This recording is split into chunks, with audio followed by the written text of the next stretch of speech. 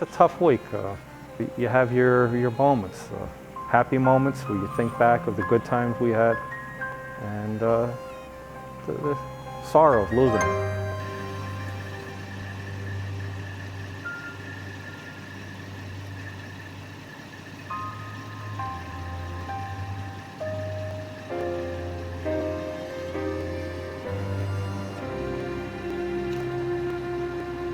It's been a tough week for me because I kind of spent the last hours in the hospital, and so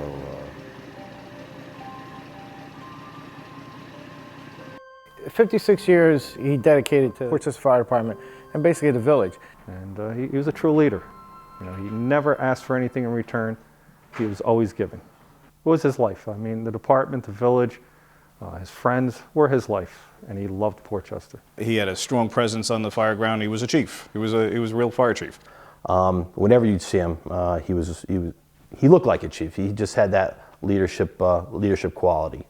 When I first got into the company, I was a past member over in East Portchester, and I came over here. Harry, he just came right up to me because he knew me from over there, and we played ball together, and he just made me feel right at home. Like I had been here all my life as a member. Harry gave a lot of himself, and I remember not too long ago, maybe 4 or 5 years ago, I was on Westchester Avenue traveling down towards the post office, and right in front of the Knights of Columbus Hall, a woman on a night like tonight had fallen on a covered snowbank that had ice on it, and she was laying on the corner in front of the Knights of Columbus Hall, and the police officers were there and waiting for the ambulance to show up. And the ambulance did eventually take her to the hospital. And I didn't get her name. I know that she had a fractured ankle and she was in a lot of pain when she left. About 3 months later, at a meeting night, Harry handed me a note, just a nice little card that said, "Thank you." And I said, "What is this for?" And he said, "Well, that was from the woman who you helped that night." And I said, "Well, how did you know her?" And he said, "Well, I met her at the senior center. Not only did I meet her at the senior center, but I found out later on that every day for the last 3 months, Harry would actually go to her house, pick her up, take her to the hospital or to the doctor's office, as well as 2 days a week, bring her over to the Senior Citizen Center." So he's always given of himself.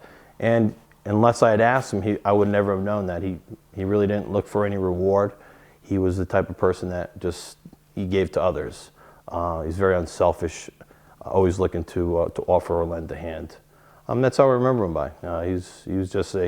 He was a phenomenal guy. He's an inspirational person. a lot of dinners we went to, everybody used to sing him happy birthday.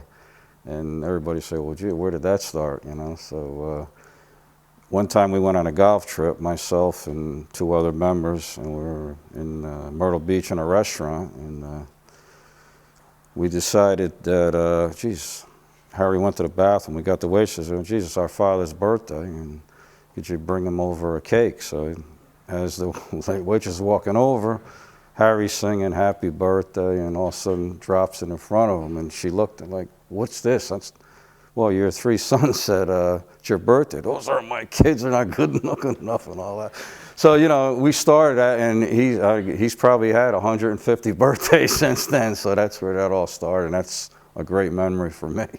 Following up on the story that Bill just had told you, the second night Harry's back was bothering him, so he couldn't join us for dinner, and so we felt bad, and we wanted to, you know, bring something back for him, and we were joking around that evening about the night before and, you know, the cake coming out, and not only did Harry sing, but Harry was clapping his hands, happy birthday as well, not realizing that the cake was coming to his table and being placed in front of him.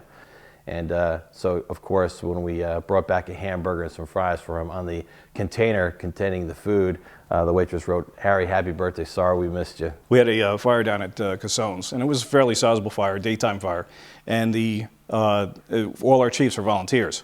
And at that point in time, the current chiefs were out of town, at work, whatever, and Harry was the first chief on the scene. And he came running up to me at the time, and I was an officer of the company, and he says, "Where's the command post?" And I handed him my radio and said, "Right where you're standing." Very, very happy, man.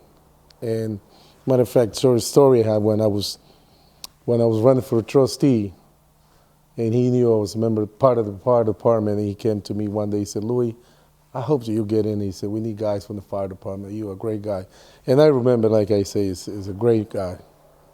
He's truly going to be missed. He's, you know, we're going to be looking for him, you know, to hand him a task at a fire, and he's just not going to be there.